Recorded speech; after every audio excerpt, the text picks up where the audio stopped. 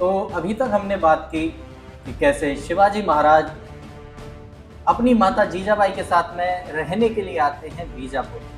बीजापुर का सुल्तान है मोहम्मद आदिल शाह। मोहम्मद आदिल शाह के यहाँ सेनापति हैं शाहजी महाराज। इनको 12,000 का मनसब और राजा की उपाधि प्राप्त है आदिल शाह के द्वारा। यहाँ पर शिवाजी महाराज जब अपने पिताजी से आखिरी बार मिले थे तब उनकी मात्र उम्र 1.5 वर्ष की थी। कुछ धुंधली सी यादें शेष थीं। अब 10 वर्ष बाद शिवाजी महाराज को शाहजी महाराज के साथ में अंग संग रहने का मौका मिल रहा था यहाँ पर, लेकिन जल्द ही वो घटना घटित हो गई जिसका लोगों को इंतजार था, जिसको इस दक्कन को इंतजार था। एक गाय के लिए छत्रपति शिवाजी महाराज ने एक विधर्मी का हाथ काट दिया था। ये घटना मराठों के लिए स्वाभिमानपूर्ण थी, क्योंकि हर मराठा चाहता था, हर हिंदू चाहता था अपनी गाय और देवालयों की रक्षा करना, लेकिन हिम्मत नहीं हो रही थी। शिवाजी महाराज ने उनमें वो हिम्मत जगाई।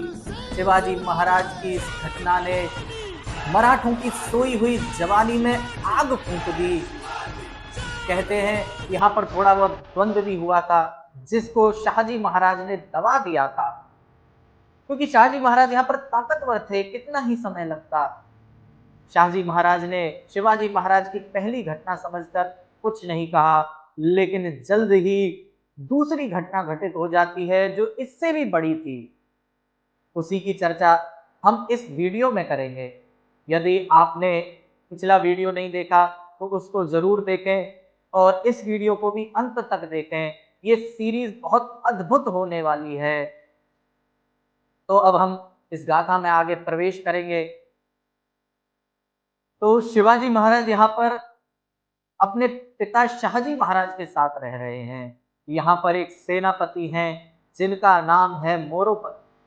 मोरोपंत का बड़ा प्रेम है शिवाजी राजे से।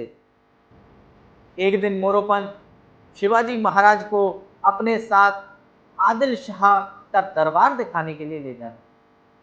वहां पर पहले से ही दरबार में शिवाजी महाराज के पिता शाहजी महाराज और शंभूजी महाराज, शिवाजी महाराज के बड़े भाई हैं जिनको शंभूजी या शंभाजी भी कहते हैं, वो मौजूद हैं पहले से ही उस दरबार के अंदर। तब मोरोपंत यहाँ पर शिवाजी महाराज को लेकर प्रवेश करते हैं आदिल शाह के उस भव्य दरबार के अंदर। यहाँ पर क्या नियम था? यहाँ पर नियम था, डेनिस टिंकेर्ड अपनी पुस्तक में लिखते हैं कि जो भी व्यक्ति आता था वो अपनी पगड़ी सुल्तान के पैरों में रखता था और साष्टांग दंडवत करता था। इस प्रकार यहाँ प्रणाम चलता था, ऐसा डेनिस टिंकेर्ड अपनी पुस्तक में लिखते हैं।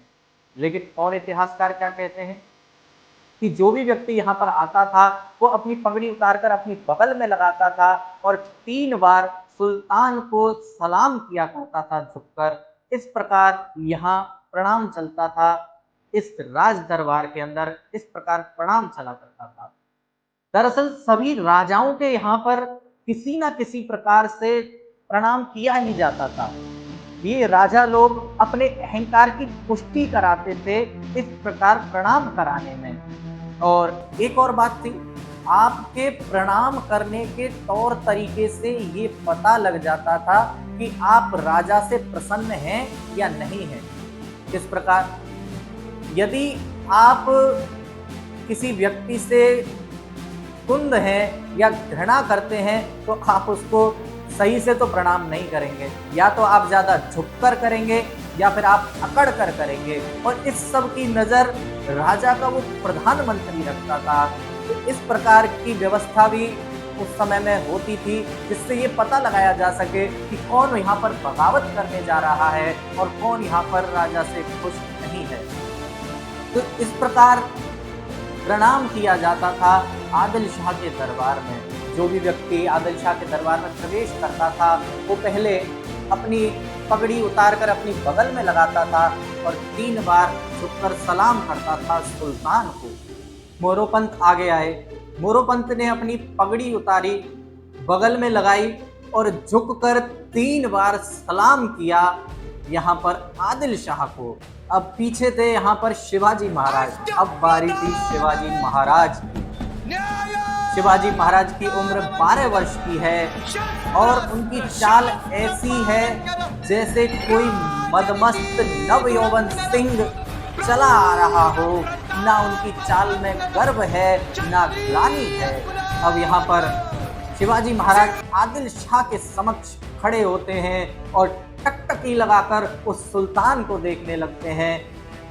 धीरे धीरे शिवाजी महाराज की आंखों में अंगार उतरने लगते हैं। उस समय माता जीजाबाई की वो कहानियां याद आने लगती हैं शिवाजी महाराज को कि कैसे ये आदिल शाही सल्तनत अत्याचार कर रही थी यहाँ की हिंदू प्रजा पर, यहाँ के लोगों पर। कैसे यहाँ पर हमारी बहन बेटियों को भरे बाजार नीलाम कर दिया जाता था, कैसे देवालयों को वैश्यालय में परिवर्तित कर दिया जाता था, कैसे गांव के गांव खाक कर दिए जाते थे, उजाड़ दिए जाते थे, कैसे कैसे अत्याचार कर रहे थे ये आक्रांता।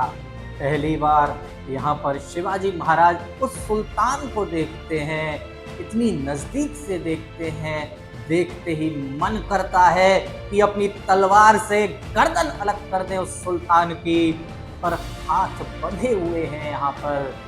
तब यहाँ पर मोरोपंत देखते हैं कि शिवाजी महाराज एक टकी लगाकर सुल्तान को देख रहे हैं।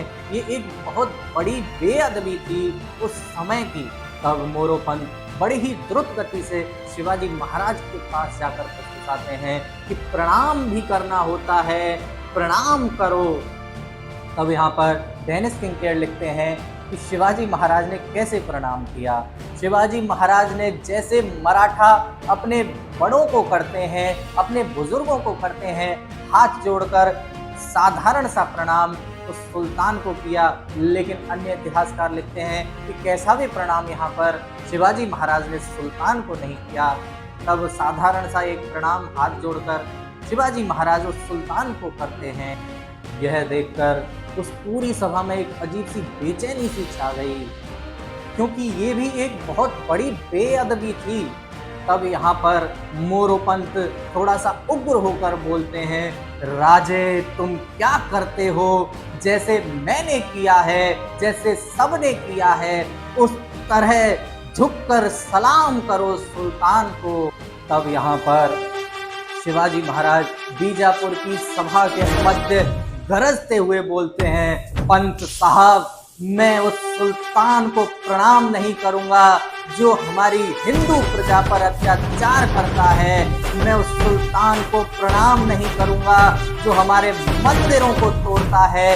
मैं उस सुल्तान को प्रणाम नहीं करूंगा जो अपनी प्रजा में भेद करता है।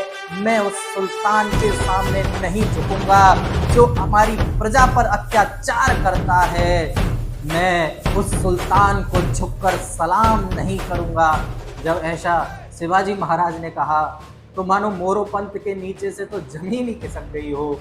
यहाँ पर सभी के सभी देखकर सन्न रह गए, स्वयं शाहजी महाराज, शंभूजी महाराज और खुद आदिल शाह भी, क्योंकि ऐसी बेअदबी करने का साहस उस समय किसी में नहीं था।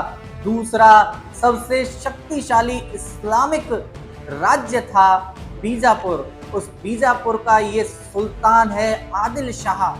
पहला सबसे शक्तिशाली शासक शाहजहां है, वो स्वयं शाहजहां आदिल शाह को खिताब भेजता था, आदिल शाह के लिए कहता था कि तुम आसमानी ताकत का नूर हो। इसका मतलब आदिल शाह की ये बीजापुर सल्तनत वास्तव में बहुत ताकतवर थी और उसी का ये सुल्तान है मोहम्मद आदिल शाह। ऐसा कहने की हिम्मत कि मैं सुल्तान को प्रणाम नहीं करता उस समय किसी में भी नहीं थी। बस पूरी की पूरी सभा सन्न रह गई। यहाँ पर किसी को समझ में नहीं आ रहा है कि क्या प्रतिक्रिया की जाए।